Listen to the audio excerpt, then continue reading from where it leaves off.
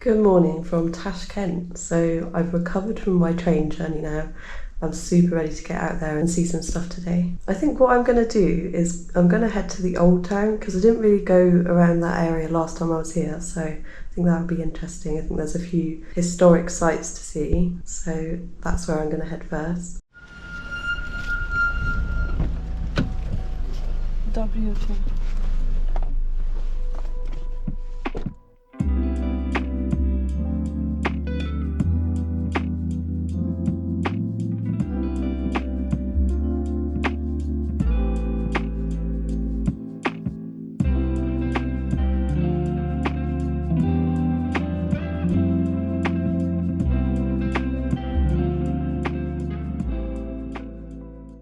Okay, so I just arrived to the Hazrat Imam complex, I think it's called. Decided to get a taxi because the bus was going to take an hour and I just couldn't be bothered. My taxi driver was really nice. So yeah, I think there's a selection of nice historic buildings to look at, so let's go and have an explore.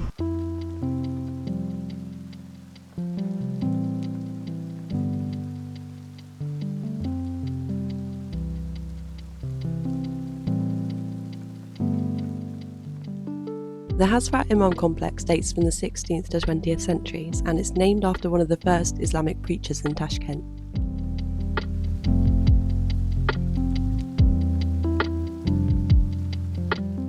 This is the Barak Khan Madrasa. It's a 16th century Islamic school, however it was sadly destroyed during the Tashkent earthquake of 1966 and it's been fully restored and covered with detailed ceramic tiles.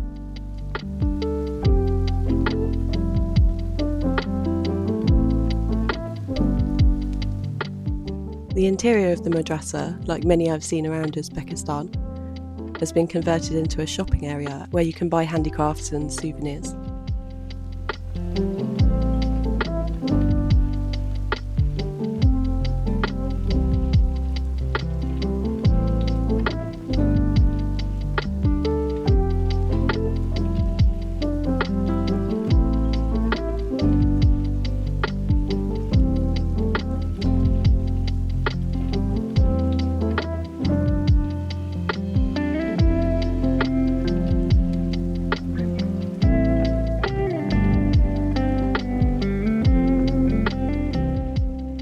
This small building is the Mubarak Library.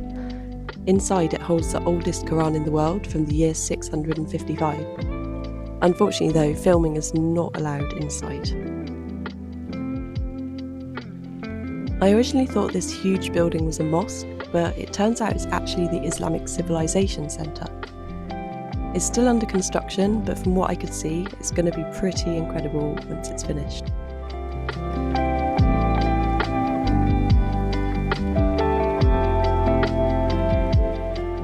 Just across the square is the Hazrat Imam Mosque with its iconic 50-metre tall minarets.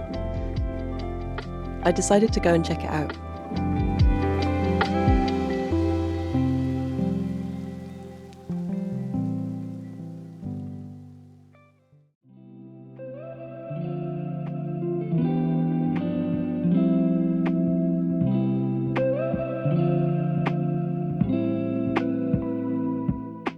The Hazrat Imam Mosque is actually a fairly new mosque. It was built in 2007 and the architecture style was intended to mimic that of a 14th century mosque. So the main courtyard's full of carved wooden pillars, similar to those you might find in a much older building. I got the impression it wasn't really a tourist place, so I just had a quick peek at the prayer halls and they were beautifully decorated, especially the ceilings.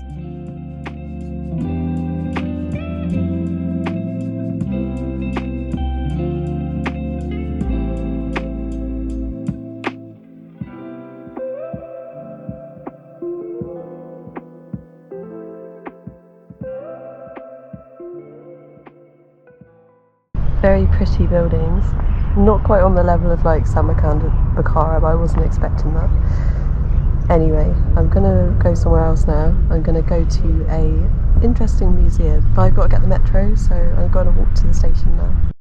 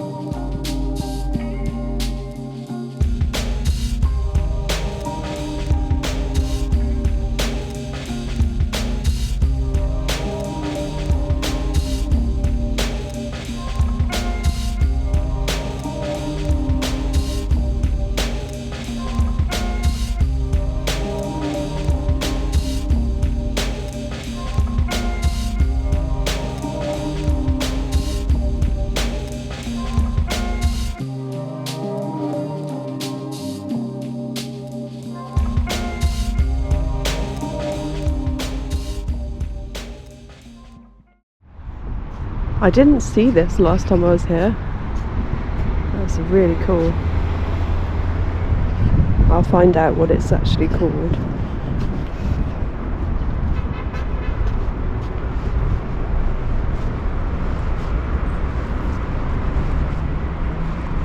Okay, it's the Cosmonaut Memorial because we just got off at the Cosmonaut station, so there you go, that's a pretty awesome monument. Anyway, let's head to this museum. I love this spaceship looking building. National Central Bureau of Interpol. Very cool. Should be on this road, but I'm not 100% sure if it's open. We'll find out. Definitely feels like I'm in quite a fancy part of town. With some like big gated houses and stuff. Interesting. And here it is, and it's got mosaics on it. Let's go have a look. Obviously these are not old, but they're interesting to see. From what I can see, it's really beautiful in there, so let's go.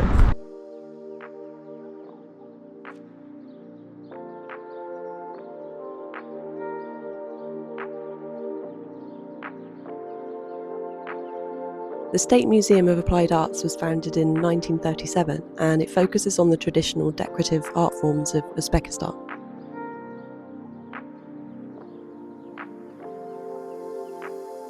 The first area displayed traditional textiles called ikat, which is a hand-dyed and woven cloth that's been produced in Uzbekistan for centuries. Also on display were many tapestries and embroideries, known locally as Suzani, with mind-blowing levels of detail in the designs. These ones are all hand-embroidered.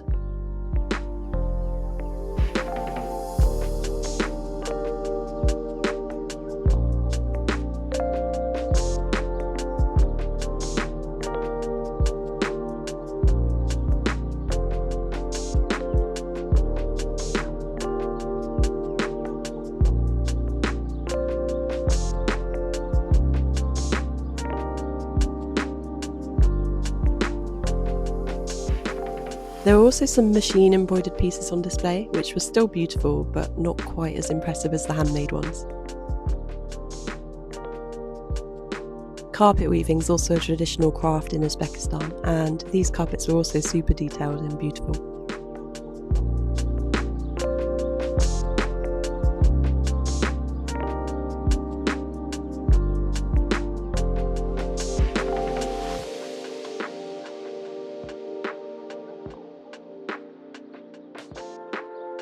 I was absolutely blown away by the decor on this building, similar to some of the palaces I saw back in Bukhara, and the interior was absolutely stunning as well.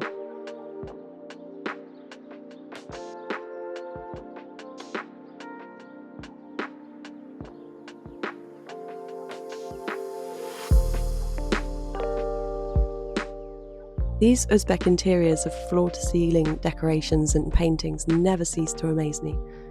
This building actually used to be the home of a Russian diplomat, and it was decorated in this Oriental style in the 19th century.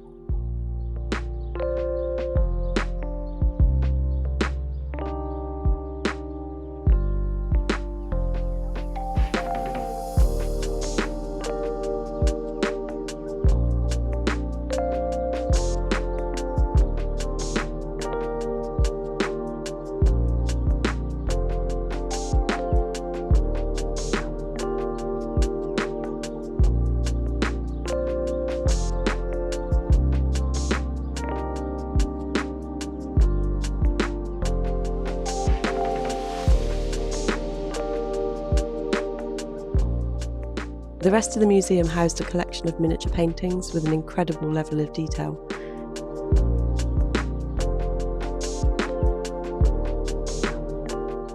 And some more displays of traditional Uzbek items such as ceramics and pottery.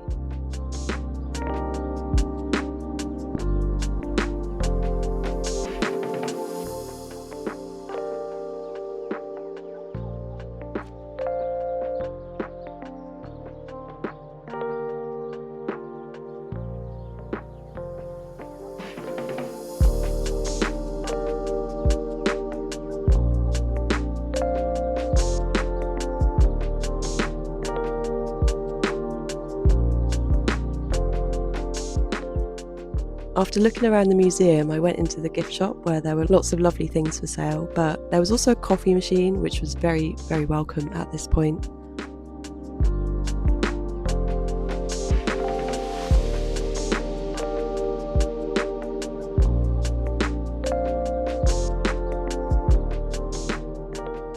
Well, that was awesome, really beautiful, probably one of my favourite things I've done in Tashkent. Anyway, next stop, I'm going to go one more place. I think it's like a park with an old madrasa in it, so that should be interesting.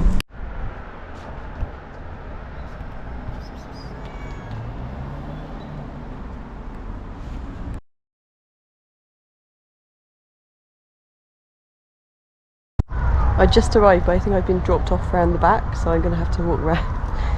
Hopefully it's open. It looks like it's kind of building site at the moment. Let's see. I also want to find somewhere to eat my lunch because it's like 3 and I haven't eaten yet. I've got a pastry in my bag. Should be a bench or something around here, hopefully. Oh, here's the madrasa.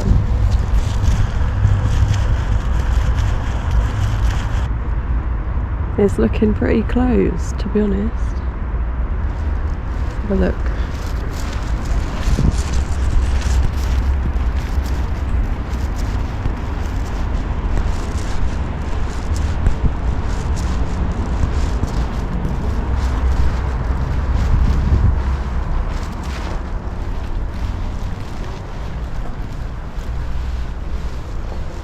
I might just be able to get a few shots of it.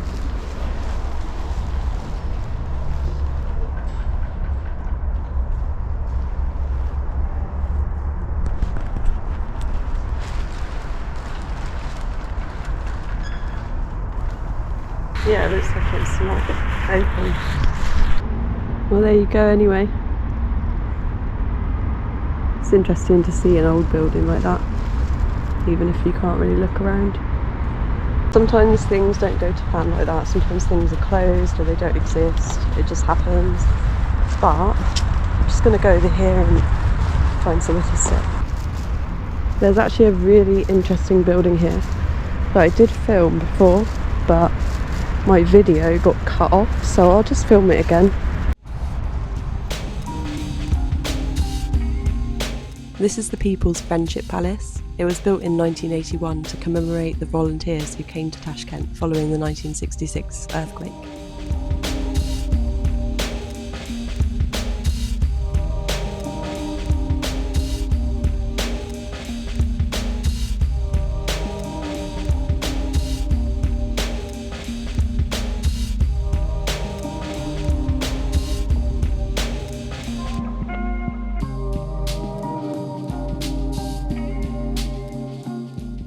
And this is a monument to a couple who took in 15 orphans during the Second World War.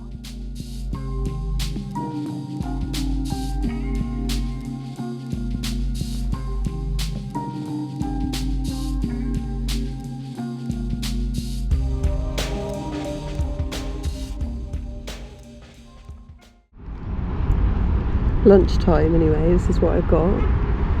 Let's see what's inside. I think it's cheese. I think it's actually a potato, and I think I'm going to turn into a potato soon. Oh well.